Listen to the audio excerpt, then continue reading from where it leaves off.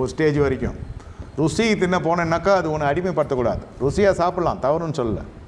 ஆனால் அதே சமயத்தில் அந்த காரியத்துக்காக நீ எல்லாத்தையும் இழந்துருவ. நீ அது ஒரு அடிமைத்தனம், ருசிக்கு அடிமை. இது அப்பா வந்து அது தெரியாது, சில பேருக்கு தெரியாது, நம்ம அடிமையாக இருக்கிறோன்னே தெரியாது. அலங்கோலமானது. அதான் லவ் பண்ணுற இது வந்து சாபகரமான காரியம்னா கோவம் வருது இல்லை. அவன் அன்பரை ஏற்றுட்டா, அவன் காதலை நீவன் இவனை போய் சபிக்கப்பட்ட டீல்னு சொல்கிறார் இவர். அப்புறம் அது சாபம் நிவர்த்தி ஆகிறப்போ, அது நிலுவையில் வரப்போ தான் தெரியும், அடட அதுக்குள்ளே அவளுக்கு மறுகல்யாணமாக பண்ண முடியும். சொல்கிறேன், அவங்க அன்பராக ஏற்றுக்கொள்கிற அன்பாக இருக்கிற ஒரு விஷயத்தை நீங்கள் ஆட்சேபிக்கிறதுக்கு யாரும் விரும்ப மாட்டாங்க.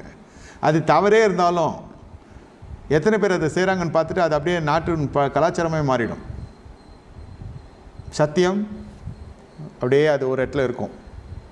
பெரும்பான்மையான ஜனங்க செய்கிற பொழுதும் அது பழக்க வழக்கமாக மாறிடும், அது கலாச்சாரமாக மாறிடும். அது தவறாக தெரியாது.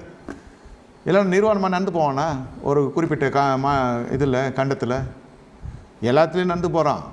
இங்கே பைத்தியக்காரன் தான் அப்படி இருப்பானுமா, ஓட்டு துணி இல்லாமல். அது வந்து ஒரு 100 பேர் போட்டுன்னு அப்படியே கையாட்டின்னு அப்படியே ஜாலியாக போகிறதுக்கு ஒரு இடத்துல. அந்த 100 அப்படியே 1000 ஆகுது, 1000 அப்படி 10,000 ஆகுது. அப்புறம் இது தாண்டா உலகம், இது தான் வாழ்க்கை, இப்படி தான் வாழணுன்றான். பெரும்பான்மையாக தவறு செய்கிற பொழுது அது அப்படியே கலாச்சாரம் மாறுது, பழக்க வழக்கம் மாறுது, அது ஒரு இனமாகவே மாறிடுது. அப்போ இது சொல்கிறதெல்லாம் இது அது ப்ராக்டிஸ் சொன்னால் தானே ப்ராக்டிஸ் பண்ண முடியும். சொல்கிறதும் இல்லை, சொல்கிறத கேட்குறதும் இல்லை. உங்கள் தேவ பக்தி உங்கள் குடும்பத்துக்குள்ளே இவ்வளோ குழப்பத்திற்கு, நான் சொல்கிறது நல்ல குடும்பத்திலே இவ்வளோ பிரச்சனை இருக்கிறது. இவங்க வாழ்ந்த வாழ்க்கைக்கும் ஈசாக்கு வாழ்ந்த வாழ்க்கைக்கும் யாக்கோபு போய் வாழ்கிற வாழ்க்கைக்கும் ஈசாக்கு பார்க்குற பொழுதே எப்படி இருந்திருக்கும். இதுக்கெல்லாம் காரணம் என்ன?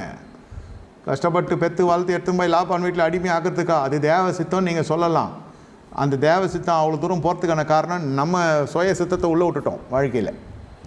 இது என் பிள்ளை, இது உன் பிள்ளை, இது எனக்கு தேவையானதுக்கு நான் பயன்படுத்துகிறேன். இது ஆல்மோஸ்ட் போய் சிகரெட் வாங்கி வாடான்னு சொல்கிற மாதிரி ஏசாவை. அது ஒரு அடிமைத்தனம், இது ஒரு அடிமைத்தனம். நான் வெஜிடேரியன்னு வனத்துக்கு போகிறவன் வேட்டையாடுறது, எடுத்துன்னு வர்றது, அப்பா கொடுக்குறது, இது நல்லா சமைச்சு கொடுக்குறது. அதான் சொல்கிறேன், இது ஒரு மாதிரி மாயத்தில் இருக்குது மைண்டு. காலையில் என்ன சமையல்? காலையிலே நாட்டுக்கோழி குழம்பு, இட்லி. மதியானம் அதுக்கு ஒரு செட்டிநாடு ஸ்டைலில் ஒரு சாப்பாடு.